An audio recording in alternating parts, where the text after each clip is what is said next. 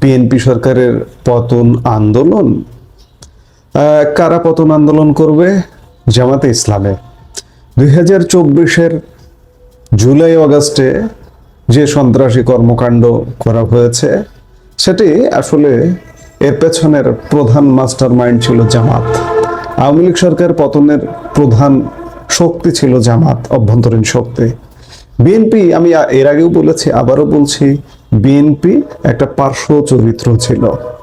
আন্দোলন জেগে উঠেছে, কেউ একজন সংগঠিত করছে, তাদেরকে সাপোর্ট করা, এতটুকুই ছিল বিএনপির ভূমিকা। কিন্তু আসলে মূল ভূমিকায় ছিল জামাতে ইসলামে। একটা রেজিম চেঞ্জ করলাম বা একটা সরকারের পতন করলাম, এতে জামাতে ইসলামের কি লাভ?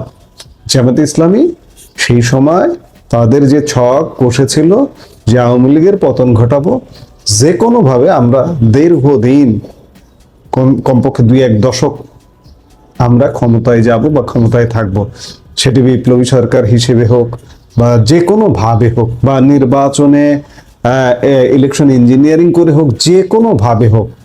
কিন্তু জামাতের সেই চূড়ান্ত লক্ষ্য ভ্রষ্ট হয়ে গেছে। যার দরুন নির্বাচন হয়েছে, 1 মাস হয়েছে, সরকার গঠন হয়েছে, সেটিও 1 মাস পূর্ণ হয়েছে গতকালকে। ইতিমধ্যে জামাত তাদের স্বপ্নভঙ্গ যখন হয়েছে, সরকার গঠন করতে পারেনি, কোনোভাবেই সরকারে থাকতে পারেনি, এবং সরকারের বিভিন্নভাবে তারা সরকারের ভেতরে ছিল। ইউনূস সরকারটা আসলে তারাই ছিল, ইউনূস সরকারটা ছিল তাদেরই সরকার। এখন অবস্থাটা এমন হয়েছে, সরকার থেকে তাদের একের পর এক পতন যখন হচ্ছে, তখন তাদের মাথা খারাপ অবস্থা, দিশেহারা অবস্থা, যার দরুন তারা কিন্তু আবারও সরকার পতন আন্দোলনের ছক কষছে।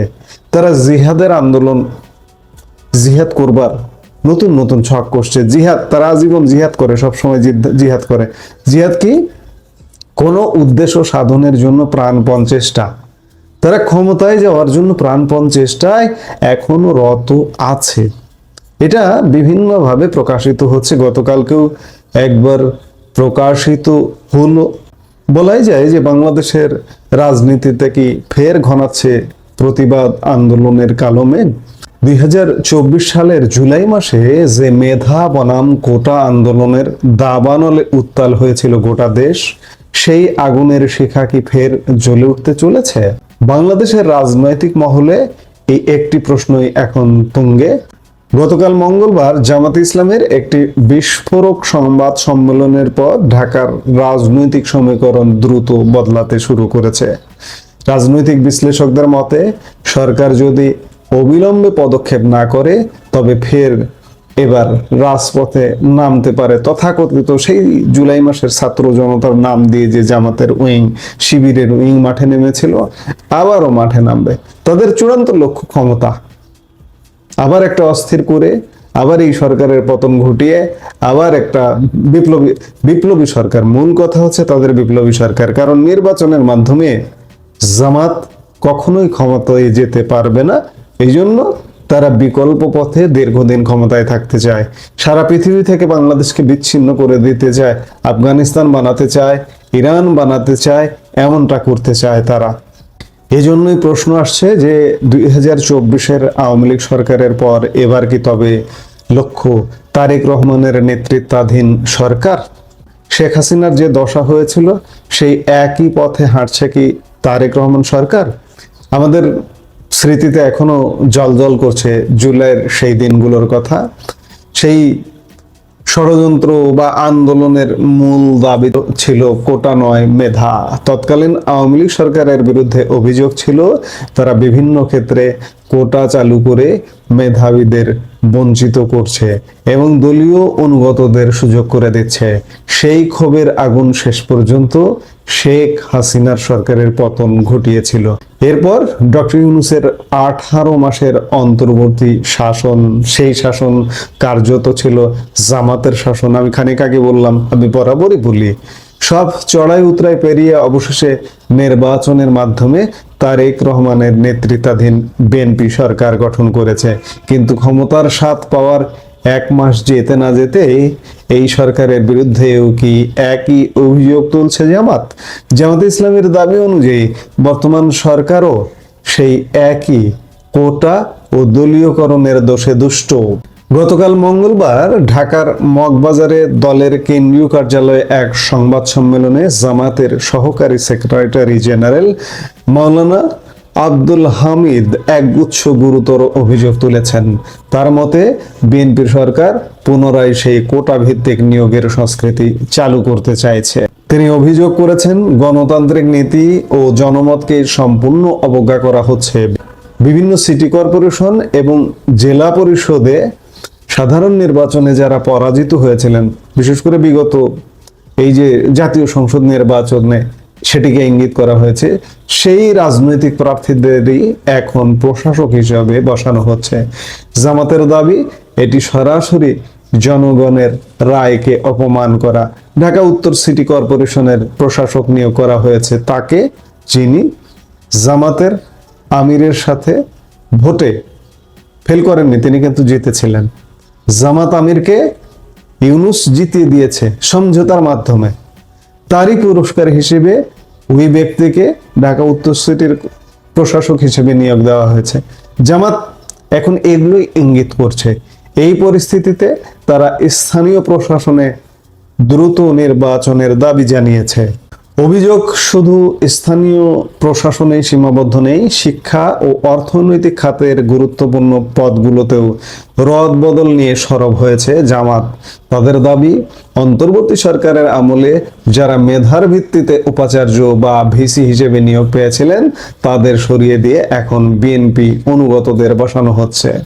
এই দাবিটা, এই যে বিশ্ববিদ্যালয়ের ভিসি গুলো যে ছিলেন, ওই যে সরকারে তো আসলে ছিল জামাত, ইউনূস সরকারের ঘাড়ে বসে জামাত ছিল এবং সবগুলো বিশ্ববিদ্যালয়ে জামাতের ভিসি নিয়োগ দেওয়া হয়েছিল। বিএনপি এগুলো উচ্ছেদ অভিযান শুরু করেছে।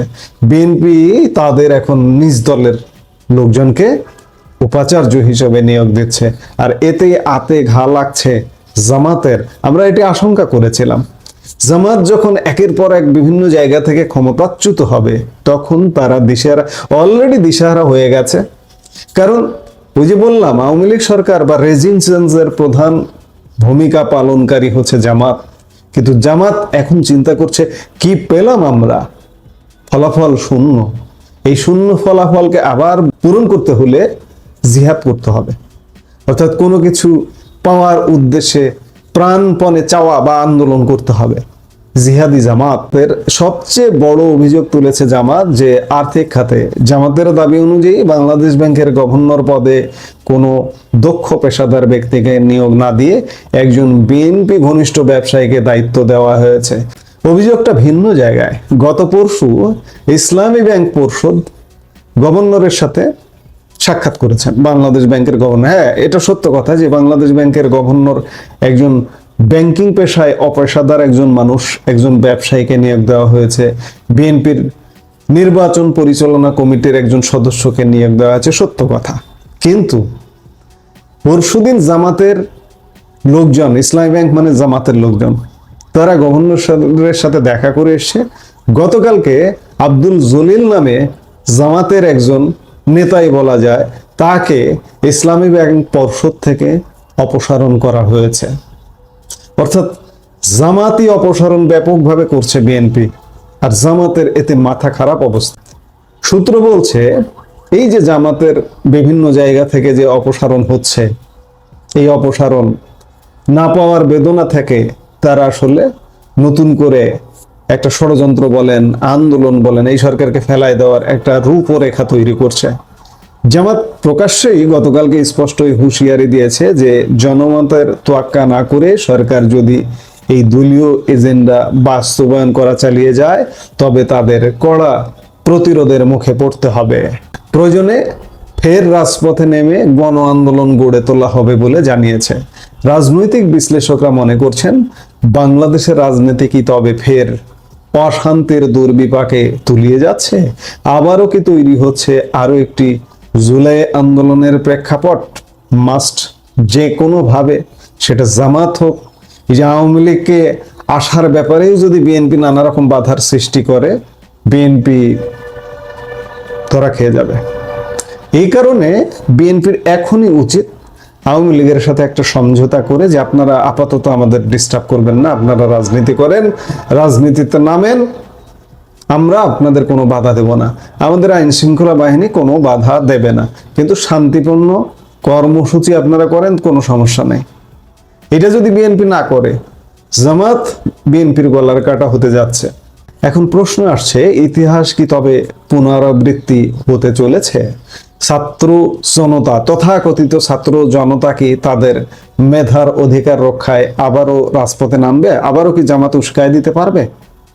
বারবার ঘুঘু তুমি খেয়ে যাও ধান, এবার কিন্তু ঘুঘু ধান খেতে পারবে না। জামাত এবার যদি আন্দোলন হয়, ওই জামাতের শিবিরের যারা আছে তারাই থাকবে। জুলাই মাসে জামাত যে কোনো ভাবে এটাকে ভিন্ন মোড়ক দিয়ে, অরাজনৈতিক মোড়ক দিয়ে সব শ্রেণীর মানুষ, ছাত্র শিক্ষার্থীদের মাঠে নামিয়েছিল। এবার কিন্তু বুঝে গেছে তারা, এবার মাঠে নামানো সম্ভব হবে না। তারেক রহমানের সরকার কি পারবে জামাতের এই অভিযোগগুলোর সুষ্ঠু সমাধান করতে, নাকি পরিস্থিতি ভিন্ন দিকে মোড় নেবে? এখন এগুলো দেখতে হলে আমাদের ঈদের পরের পরিস্থিতি, আমরা বারবারই বলছি ঈদ চলে এসছে বাংলাদেশে, ঈদ ছুটি, ইতিমধ্যে ঈদ ছুটি চলমান, ঈদ পর পরিস্থিতি বাংলাদেশের কি হয় এগুলো আমাদের দেখতে হবে। আমরা আশঙ্কা করছি যে ঈদের পরে বাংলাদেশের রাজনীতি বেশ খানিকটা ঘোলাটে হয়ে যাবে, কারণ ঈদের পরে জামাতের আরো অপসারণ শুরু হবে। এখনো কোথাও কোথাও এখনো বিভিন্ন জায়গায় জামাতের লোকজন বসে আছে। বাংলাদেশ টেলিভিশনের ডিজি হিসেবে এখনো জামাতের লোক আছেন। এই যে বিনিয়োগ বোর্ডের আশিক মাহমুদ ইউনুস জামাতি নিয়োগ, বা এই ধরনের বিভিন্ন জায়গায় এখনো লোকজন আছে। এগুলো যখন একে একে সব অপসারণ হতে শুরু করবে, তখন কিন্তু জামাত ছেড়ে দেবে না, জামাত আবারও জিহাদ করবে। এখন আমরা সেই জিহাদ দেখার অপেক্ষায় আছি, দেখি যে সামনের দিনগুলোতে কি হচ্ছে।